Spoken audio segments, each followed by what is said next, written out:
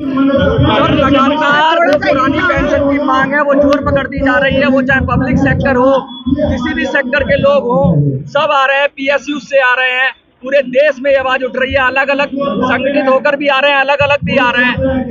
लाखों लोग, करोड़ों लोग इससे प्रभावित हैं। अटल बिहारी वाजपेयी के टाइम जो शुरू हुआ था उसे कांग्रेस सरकार ने भी समर्थन दिया, फिर मोदी सरकार भी उस पर कुछ नहीं कर रही है और नई पेंशन में आपका फ्यूचर मार्केट के हवाले हो गया है। क्या कहेंगे, क्या रणनीति बनाएंगे कि सरकार पर दबाव बने और जैसे कुछ राज्यों में पुरानी पेंशन आई गई है वो वापस आ जाए? क्या रणनीति है सर आपकी? पहली बात तो वो मांग नहीं है, वो हमारा हक है।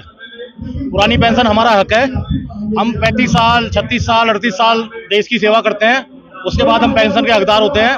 और जो हमारे नेतागण है, जो मोदी सरकार की आप बात कर रहे हैं, 5 साल में वो लोग पेंशन के हकदार हो जाते हैं, तो वो हमारा हक है। हम हक की लड़ाई लड़ रहे हैं। और जिस तरह आपने देखा जंतर मंतर पर या देश के अंदर जगह जगह जो हमारे कर्मचारी संगठन है या टीचर्स के संगठन है वो इसकी डिमांड कर रहे हैं, उसी कड़ी में हम लोग भी डिमांड कर रहे हैं। सर, कितने लोग पुरानी पेंशन से इफेक्टेड है, कोई आंकड़ा है आपके पास?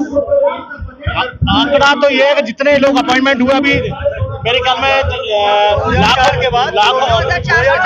लाखों में 2004 से पहले वाले 2004 से पहले जो अपॉइंटमेंट रखे उन सबको ओपीएस है। अब जैसे लाखों में और मैं तो समझता हूँ करोड़ों में ये संख्या जा सकती है। लगभग 50 लाख से ज्यादा लोग ऐसे हो सकते हैं देश के अंदर। उनके पूरे परिवार है, जब इतना बड़ा वर्ग है, 4 से 5 करोड़ लोग डायरेक्ट जुड़े हुए हैं, परिवार जुड़े हुए हैं, मतलब लोगों के साथ परिवार में 4-5 वोट तो होता ही है, तो एक बहुत बड़ा वोट बैंक है। क्या करेंगे, क्या 24 की रणनीति क्या है? सरकारों पर दबाव बनाएंगे? नहीं, अभी तो रणनीति यही है कि हम अपना दबाव बना रहे हैं। हम सरकारों से, जो सरकार केंद्र में बैठी हुई है, उससे बोल रहे हैं कि भाई हमारी ओपीएस लागू किया जाए। आपने अपने लिए लागू कर रखा है तो हमारे लिए क्यों नहीं है?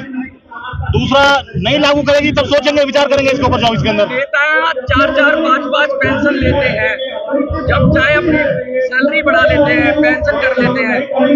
जब जो आम कर्मचारी है जो 60 साल मेहनत करता है, 50 साल मेहनत करता है, 90% जंतर मंतर में जो धरने हो रहे हैं वो पेंशन को लेके हो रहे हैं। पुरानी पेंशन की आप बात कर रहे हैं, कुछ पीएसयूज के लोग आते हैं, उनकी पेंशन तो 1000, 1500 रुपए तक है। मतलब वहाँ भी सब जगह लोग परेशान हैं। तो सरकार क्या चाहती है, क्या सरकार की मनोदशा क्या है, क्या लग रहा है आपको?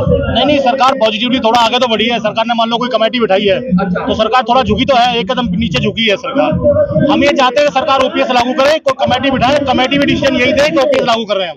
ओपीएस की आप लगातार डिमांड कर रहे हो, सरकार की तरफ से कहा जा रहा है कि भाई कुछ संशोधन से हम न्यू पेंशन स्कीम दे दें, क्या मानोगे आप उसे? नहीं, इफ्सैप संशोधन की डिमांड नहीं कर रहा है, इफ्सैप को ओपीएस चाहिए।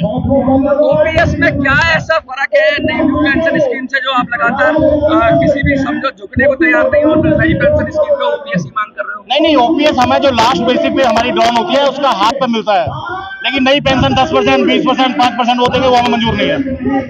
नई पेंशन में क्या मार्केट के हवाले जो पैसा हो रहा है उसको रोक दिया जाए तो आप सहमत हो जाओगे? नहीं, मार्केट के हवाले जो पैसा इन्होंने किया है उसके जो रिजल्ट आ रहे हैं, किसी को 800 रुपए, 900 रुपए, 1200 रुपए, 1500 रुपए पेंशन मिल रही है, वो अपना में शर्म की बात है।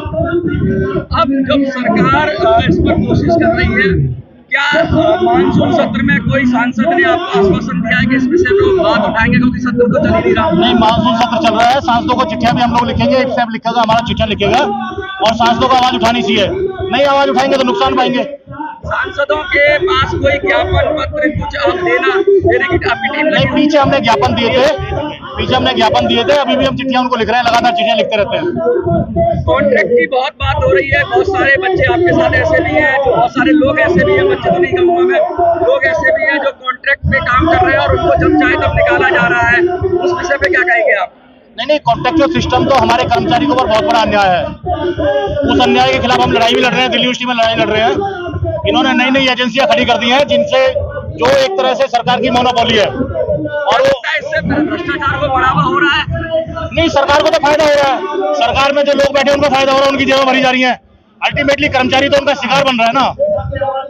तो ना पेंशन देनी पड़ेगी, ना नौकरी देनी पड़ेगी, उनको कॉन्ट्रेक्चुअल पे रखो, डिलीवरी पे रखो, ये सोच है सरकार की। टेस्ट पे भी बहुत बात उठ रही है कि जो नए टेस्ट कंडक्ट हो रहे हैं, नई एजेंसी है जो टेस्ट कंडक्ट करा रही है, वहाँ पेपर लीक हो रहा है, उस वजह से जो नए अपॉइंटमेंट हो रहे हैं वो भी उनका भी सवालों का नहीं, बहुत सारे क्वेश्चनिंग हो रही है, लेकिन उसके बावजूद क्योंकि उनके जो आका है वो सरकार में बैठे हैं, जब उनके आका सरकार में बैठे तो उन पर कोई असर पड़ नहीं रहा है। एनडीए रद्द करो। अब क्या आगे की क्या कार्य योजना है, क्योंकि आपने धरना तो कर दिया, हजारों की संख्या में लोग आ गए, आगे की क्या योजना है, किस तरह आप इसे आगे अभी तो एक टेलर है जंतर मंतर का, उसके बाद रामलीला मैदान भरेंगे हम लोग। अच्छा, रामलीला मैदान ठोक के भरेंगे। हाँ बिल्कुल, सरकार के खिलाफ। कम शब्दों में संदेश देना चाहो सरकार को तो क्या कहोगे? सरकार को यही संदेश है कि एक तो ओपीएस लागू करे, दूसरा कॉन्ट्रेक्चुअल सिस्टम जैसे नवीन पटनायक की गवर्नमेंट ने उड़ीसा के अंदर किया है, जितने भी कर्मचारी देश के अंदर काम कर रहे हैं कॉन्ट्रैक्ट के ऊपर, उन सबको रेगुलराइज किया जाना चाहिए। कर्मचारी यूनियन, कर्मचारी यूनियन जिंदाबाद जिंदाबाद जिंदाबाद जिंदाबाद जिंदाबाद जिंदाबाद सरस्वती जिंदाबाद जिंदाबाद जिंदाबाद जिंदाबाद जिंदाबाद जिंदाबाद सरस्वती जिंदाबाद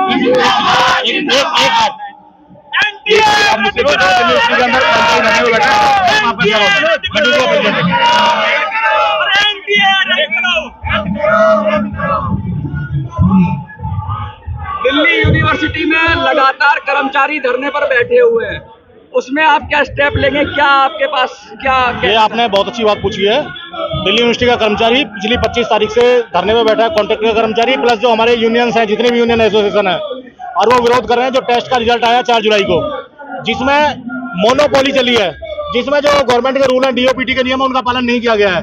जैसे डीओपीटी के अंदर अगर पीडब्ल्यूडी का रोस्टर नहीं है तो वो मैंडेटरी है, वो लागू ही नहीं है, वो आज तक नहीं है यूनिवर्सिटी के पास, फिर भी उन्होंने टेस्ट कंडक्ट करा दिया है। तो वो कुछ लोगों की जेब भरने के लिए, कुछ लोगों को खुश करने के लिए, अपने आंखों को खुश करने के लिए टेस्ट कंडक्ट हुआ है, जिसमें हमारा एक भी कर्मचारी सेलेक्ट नहीं हुआ।